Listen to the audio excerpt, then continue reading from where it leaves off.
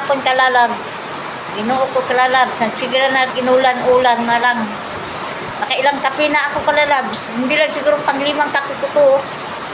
Ano kasi, malamig siya. Malamig, nilalamig ako kalalabs. Grabe ang lamig. Tapos, nagde-deliver pa yung asawa ko ngayon lang. Dahil umuulan-ulan nga. Ngayon lang may order. Ang problema, mag-isa lang yun. Wala siyang kaputing dala. Ayan ang kaputi niya. Sa taas, ayan ang nakahangir. Tapos kasi yung anak niya may pasok. Dahil may exam yun. Tapos ganito, ulan-ulan, Ginoo ko. Grabe, ulan. 2 weeks na ang inulan. Bumili na lang nga kami ng bigas dahil pa kilo-kilo talagang wala ang tumal. Grabe. Matindi ang panahon. Para kaming pinaparusahan ng Diyos. Grabe katindi, Panginoon ko. Siging inulan. Nakakaano na magsig inulan. Ginoo ko. Grabe. Nakakasawa. Panginoon ko. Yung isa ko hindi deliver kasi nga masyadong maulan na. Thank you. Maraming salamat. Sinishare ko lang.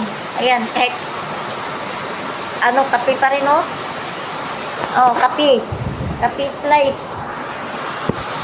Pa-like and share naman, kalalab, please. Kahit pambili-bili lang namin ng gamot.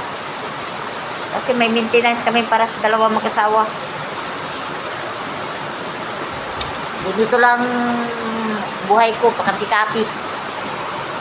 Kasi hindi na naman ako makapasok. Hindi katulad dati na may trabaho ako. Ngayon wala, ang hirap. Madalas na ako nahihilo. Tapos yung pa akong sakit na, kalalab. Thank you, kalalab. Magandang hapon sa lahat. Matanda, ganito na siguro pag tigulang na. Tigulang na ako, 50 na ako eh. Wala na. Minsan maglalakad ako para na akong para akong lasing. Kaya, Diyos ko day. Namumuhay na lang kami mag-asawa para sa pagkain namin. Kasi kung hindi kami ng 3 kilos, wala kaming kakainin eh. Kahit pangbayad lang hindi kami nagbabayad ng bahay. Sa lang, kuryente, tubig, allowance lang ng bata.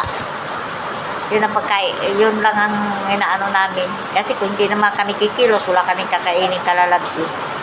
Thank you. Maraming salamat. Like and share. Subscribe naman. Please. Wala naman pong bayad ang pag-like and share. Nagsige lang ko like. Pero wala namang balik yung like and share ko. Thank you. Bye-bye.